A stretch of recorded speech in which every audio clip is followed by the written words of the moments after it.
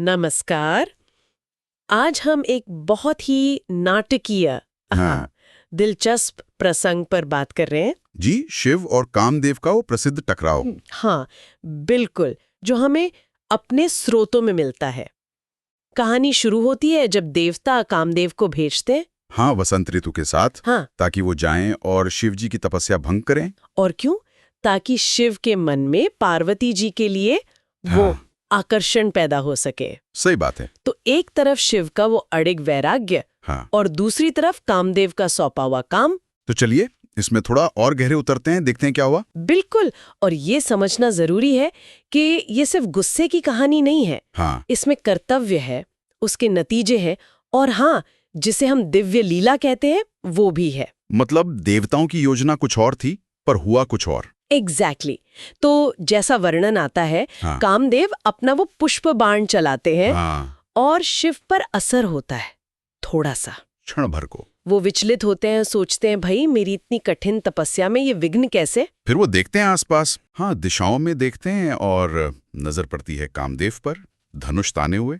और यहाँ एक दिलचस्प बात आती है ना, कि कामदेव का बाण काम नहीं करता। बिल्कुल, वो अमोघ अस्त्र माना जाता है, पर शिव पर निष्फल।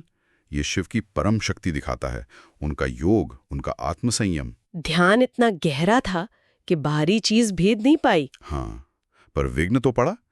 और फिर आता है शिव का वो प्रलयंकारी क्रोध, तीसरा नेत्र। जी, ललाट के बीच से तीसरा नेत्र खुलता है और स्रोतों में वर्णन है कि भयंकर अग्नि निकलती है, धो धो करके जलने लगती है। और कामदेव पलक झपकते ही भस्म, वहीं के वहीं। जाहिर है देवताओं में तो हड़कंप मच गया होगा, हाहाकार मच गया।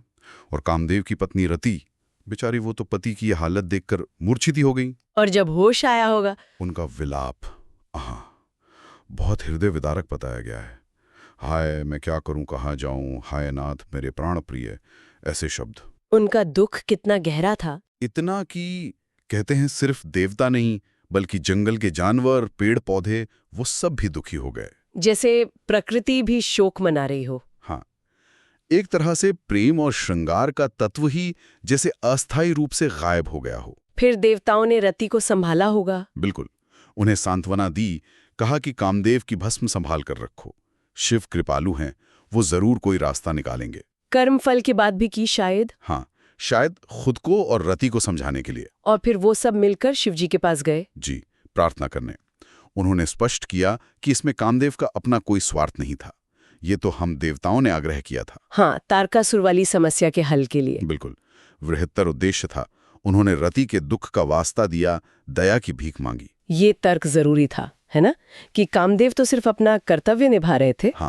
इससे देवताओं ने एक तरह से जिम्मेदारी अपने ऊपर ले ली, शिव का क्रोध शांत करने की कोशिश की। और शिव, क्या वो माने? उनकी प्रार्थना से शिव प्रसन्न तो हुए, पर उन्होंने कहा देखो, जो हो गया वो पूरी तरह बदला नहीं जा सकता। मतलब कामदेव तुरंत जीवित नहीं हो सकते थे? नहीं, शिव ने निर्णय दिया कि कामदेव अब से अनंग रहेंगे, बिना शरीर के। कब तक? हमेशा के लिए? नहीं, जब तक द्वापर युग में श्री कृष्ण और रुक्मिणी के पुत्र के रूप में उनका जन्म न हो जाए।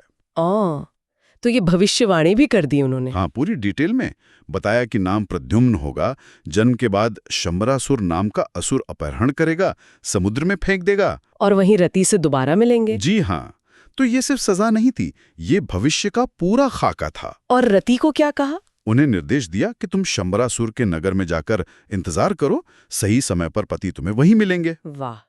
और देवताओं को भी कुछ आश्वासन दिया। उन्हें कहा कि भले ही कामदेव शरीर रहित रहेंगे, पर वो अदृश्य रूप में सबके दिलों में रहेंगे, प्रेम की भावना के रूप में और उनके गण के रूप में भी विचरण करेंगे। अच्छा, तो इस तरह से कामदेव का अस्तित्व बना रहेगा। सूक्ष्म रूप में। ये कहकर शिव अंतर्ध्यान हो गए।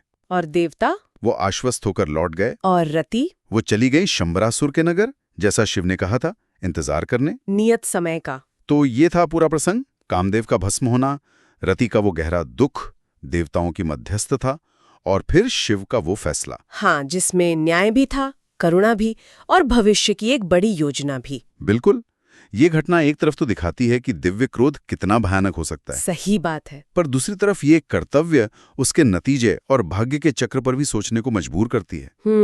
मतलब जब प्रेम के देवता को ही देवताओं के कहने पर कर्तव्य निभाने में ऐसा परिणाम भुगतना पड़ा, तो ये व्यक्तिगत इच्छा और ब्रह्मांडीय विधान के बीच के संतुलन या शायद टकराव के बारे में क्या कहता है, ये सोचने वाली बात है। सच में एक गहरा सवाल छोड़ जाता है ये प्रसंग।